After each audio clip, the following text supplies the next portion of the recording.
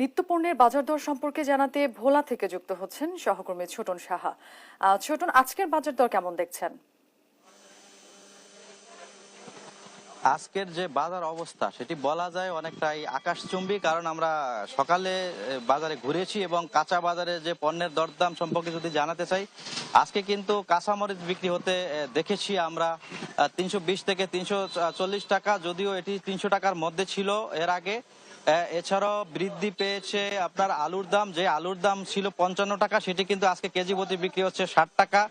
এবং একই সাথে লাফিয়ে বেড়েছে কিন্তু পেঁয়াজের দাম, যে পেঁয়াজের দাম ছিল 60 টাকা সেই পেঁয়াজ কিন্তু আজকের বাজারে বিক্রি হচ্ছে 100 টাকা। একই সাথে আদার দামও কিন্তু বৃদ্ধি পেয়েছে, যে আদার দাম ছিল 300 টাকা সেই আদা কিন্তু আজকে 320 থেকে 340 টাকা পর্যন্ত বিক্রি হচ্ছে। একটু যদি বাজারের চিত্র দেখাতে চাই, আজকে বাজারে দেখতে পাচ্ছেন যে পর্যাপ্ত কিন্তু সরবরাহ রয়েছে কাঁচা পণ্যের, কিন্তু তারপরও দাম বৃদ্ধির ব্যাপারটি নিয়ে কিন্তু ক্রেতারা অসন্তোষ প্রকাশ করছেন।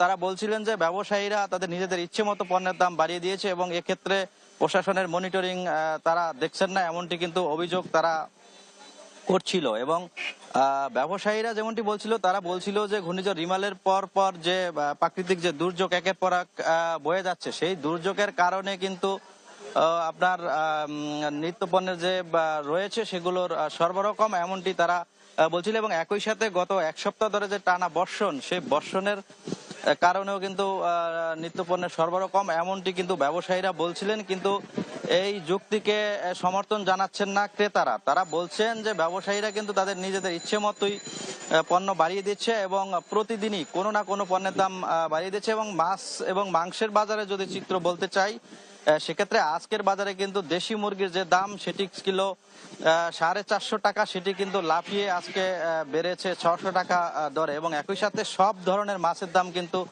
আকাশ ছোঁয়া বলা যায়, কারণ যে ইলিশ মাছের সরবরাহ কম থাকায় সেই মাছের দামও কিন্তু অনেকটা বৃদ্ধির দিকে। তো এ ছিল আমার কাছে আজকের কাঁচা বাজারের দরদাম নিয়ে সর্বশেষ তথ্য। ফিরে যাচ্ছি স্টুডিওতে অরিনের কাছে। অরিন। ছোটন, আপনাকে ধন্যবাদ। দর্শক, নিত্যপণ্যের বাজার দর জানাচ্ছিলেন আমাদের সহকর্মী।